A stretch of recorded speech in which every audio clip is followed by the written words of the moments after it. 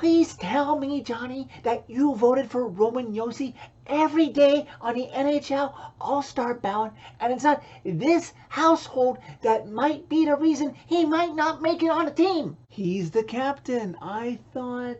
You didn't vote? Like, at all? We're lucky that Saros is even on the All-Star team right now.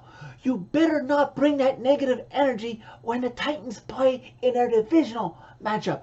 You better recap this thing alone without me even in the house and restore balance to the city of Nashville. I can't even look at you right now. Preds lose 4-1 to the Buffalo Sabres Thursday night inside Bridgestone Arena. For the first time in the year 2022, they lose a game. They end up snapping their 4-game home winning streak as well as their overall 5-game winning streak. And as you will see as I recap this game, they lost basically all by their own doing.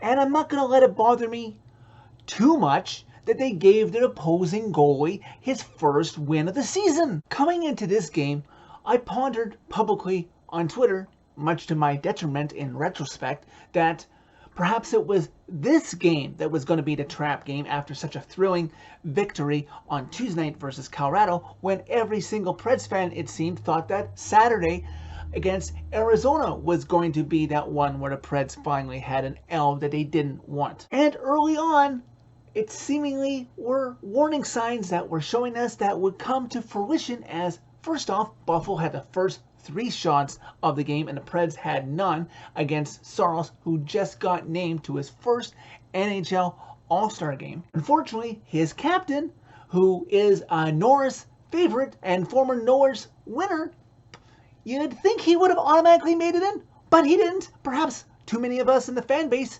took for granted that he would get named and didn't vote enough for him. I might be partly to blame for that, just assuming that he would make it in quite easily. Everybody, let's make no doubt about it, make sure to vote for him on the last man in contest. Anyways, Buffalo's jump and solid effort gets them rewarded first as play is in the Preds defensive zone. Fisick with a shot from the blue line for Buffalo, and Jankowski tips it, and inexcusably, but obviously not on purpose, Matt Benning, instead of putting it into the side corner, tips it into his own net past Saros. An own goal for the Preds, even though it counts as a goal scored by the Sabres player. Sabres have the 1-0 lead. You get to about the halfway mark of the first period. Preds slowly generating chances, but still seeming really sluggish. That overtime game must have really taken a lot out of them. And there's a broken play that results in an odd man rush for the Sabres that Dante Favreau has to race back to break up before Jeff Skinner can get a chance to make it 2-0 Sabres. Matthias Ekholm would then draw a tripping penalty on said Jeff Skinner, but the Sabres are really able to stifle the Preds well, not allowing him to convert on that opening opportunity. Aaron Dell would seem dialed in from then point to further on in the game, and the Sabres come out strong, having the lead and outshooting the Preds 11-9 after the first period. It would appear the Preds don't take long to come out on the right foot in the second period in this game, as Coach Hines puts the herd line out, his energy line, to try and tie this game up and create some momentum. And sure enough, Preds offensive attack into the Sabres zone, and eventually it's Colton Sissons who pots one in past Aaron Dell, tying this game at 1. There was a delayed penalty about to be called when Sissons scored, but hold everything, the Sabres want to review for offside, and sure enough, the Sabres seemingly have their own Lawrence Filoni to review things like this, and the Sabres are right. What in the world Sissons' 2 line mates were doing, squirting into the zone way before he was going to make it. There was no doubt about it. That was offside. Sabres still lead 1-0. One last thing on that disallowed goal before I continue on with the recap. Word of advice to the kids at home: when you're on the offensive attack, if you don't have the puck, make absolutely sure that your teammate who does is ahead of you. If he's not, take a moment. You can slow up at the blue line, take a breath and make sure he enters before you do. If you had, this game would be tied at 1. On the penalty that would get called on the Sabres since the game was not tied, the Preds had some good looks, including Philip Tomasino right in front, but Dell keeps it out. About 4 minutes into that middle frame, Tanner Jeannot with a clean hit behind UC Soros on Alex Tuch to try and spark his team. There's over 7 minutes left in the second period. The Preds would get awarded with another power play as Cody Eakin for the Sabres goes off for roughing Nick Cousins. And this time the Preds do not disappoint. There's no way this goal can get waved off. Offensive pressure in the Sabres zone. Puck comes to Roman Josi at the corner, and he shoots it on net and follows the bouncing puck with the rebound. And there in front is number 95 off of his hot Tuesday performance, who bangs it home past Aaron Dell, officially now tying this game at 1. Seeing as that is Matt Duchene's 17th goal of the season, if you didn't know better, you'd swear he was in a contract year.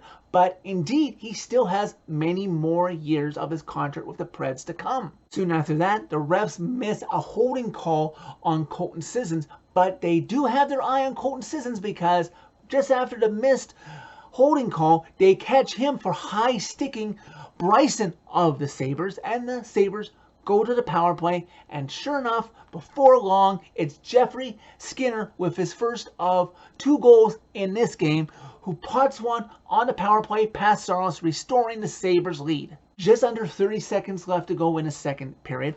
Puck comes into the Sabres zone. It's a loose puck that Sabres defenders and Ellie Tovanen is going after, so Aaron Dell decides to come wandering out of his net to try and play it, and he collides with Ellie Tovanen, drawing a penalty for the Preds, giving them a power play. Preds aren't able to convert with the time they had left in the second period with that power play, but they are creating more chances and are starting to look perhaps promising as they outshoot the Sabres 11-5 in the second period, 22-16 overall for the game. As the Preds and Sabres start the third period, the Preds face something they haven't faced since December 2nd of last month, and that's a deficit. Preds aren't able to score on the power play that carried over from the second period, but are trying to find a will and a way to ultimately tie it, but that journey is somewhat temporarily disrupted as Michael McCarron takes a tripping penalty.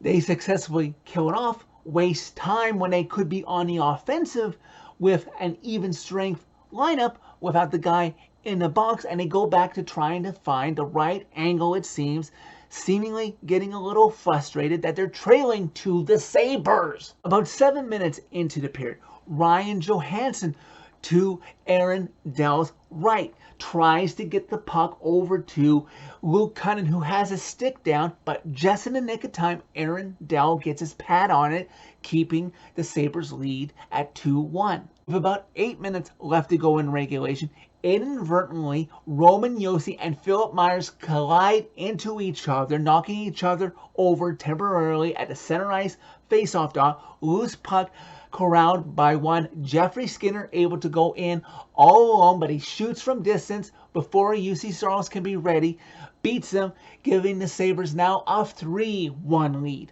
Frustrations begin to boil over, including Tanner Jeannot taking a goalie interference call, which the Preds didn't need because they would be killing off a penalty when they could be using that time yet again to try and tie the game up. Fortunately, they don't get scored against on the power play. They ultimately pull Saros with about 2.5 minutes left to go in regulation. Hinostroza for the Sabres puts the capper on what ultimately is a pathetic performance that you just need to shake off, I guess, for the Preds. The Sabres win this game 4-1. The Preds lost this game on their own, plain and simple, and they know it. An own goal, an offside goal, and a goal that was allowed because 2 defensemen collide into each other. Do the math, and it's 2-1 Preds instead of 3-1 Sabres, not including the empty net goal that wouldn't have been there for the Sabres to score if those other goals hadn't been scored. It's almost as if the Nashville Predators were the Harlem Globetrotters in this game, giving the game to the Washington Generals. Surprisingly, even though it's early, I'm sure he'll get one eventually, UC Saros does not have a win against the team that initially owned the draft pick that he was used to be selected by the Preds, as he was part of what came in return for Paul Gaustad many seasons ago. Well, the one good thing from losing a trap game, whether it's against an Eastern Conference opponent or a Western Conference opponent, is you're not giving points directly against a team you're competing against for either the President's Trophy, the division, or a playoff spot in general. Learn from this game, get humbled like you appear you need to get, and come back Saturday pissed off, ready to play a much better team in Boston. There's really nothing much more here to say. It's one game. And what do I say when they've had one or maybe two games like this? Just don't let it become a habit. So that's it for this video. Thank you very much for watching. As always, click like if you like this video. Click subscribe if you really like it. You can find my social media by clicking on a channel name. Tell all your friends about Predemption. And Preds Nation, do not take voting for granted. Get your captain into the NHL All-Star game. Vote now.